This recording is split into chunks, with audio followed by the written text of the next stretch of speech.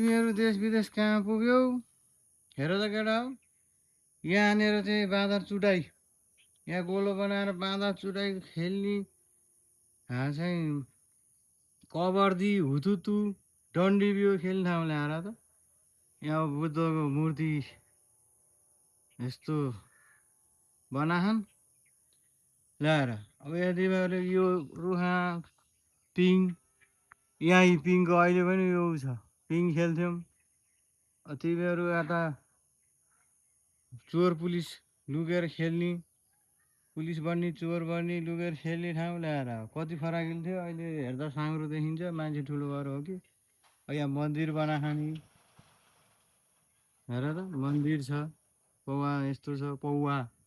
यहाँ चाहिँ एउटा ठाँटी थियो यहीँनिर, यहाँ हामीले चाहिँ डुङ खेल्ने भनेर छोइ खेल्ने भनेर हम्फाल्ने गर्ने ठाउँ कस्तो भयो होला। यहाँ बुद्धको मूर्ति ठ्याक्क बना। तिमीहरू पैसा कमाउने भन्छौ, महिना 2 लाख 3 लाख भन्छौ, विदेश जान्छौ, बुढी कतातिर आफू कतातिर इलाएर। म त गाउँठाउँ डुल्लै आएको छु कि ट्याक्क।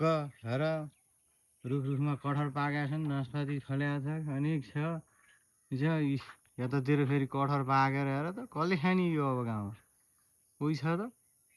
यस्तो छ अवस्था गाउँको केटा हो। गाउँ फर्किने हो कि पैसा मात्रै कमाएर सहर मात्रै बस्ने हो त? हेर त हावापानी, स्वच्छ हावापानी हेर।